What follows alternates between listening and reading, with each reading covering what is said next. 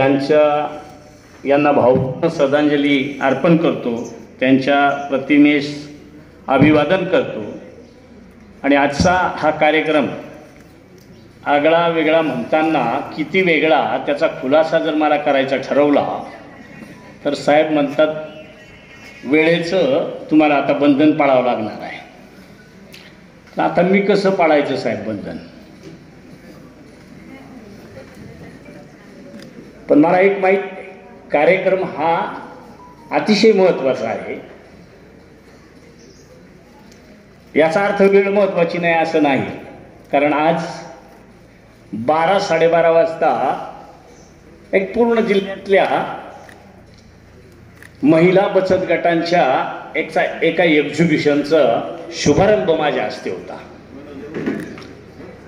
म्हणजे आहे अजूनही, मी जाणार का?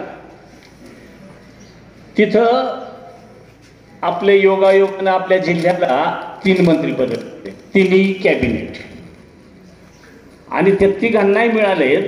त्याच्यातलं एक वैशिष्ट्यपूर्ण जसं काय मला मिळालंय, कारण बगरे सरांनी सांगितलं, मला माझ्या डोक्यात खासदार नव्हतं, पण मला माहीत होतं, मी रविभाऊंनी सांगितलं, मी भाषणात सांगायचो प्रचाराच्या वेळेला, का मी आदिवासी विकास मंत्री व्हावं, म्हणजे आदिवासी आहे म्हणून। मी मुख्यमंत्री का नाही होऊ? म्हणजे माझी अपेक्षा पूर्वीपासून होती का मी काहीतरी वेगळं मंत्रिपद मिळावं। मला त्या सगळ्या नेत्यांनी सहज नाही दिलं, तुमच्या प्रेमापोटी दिलं।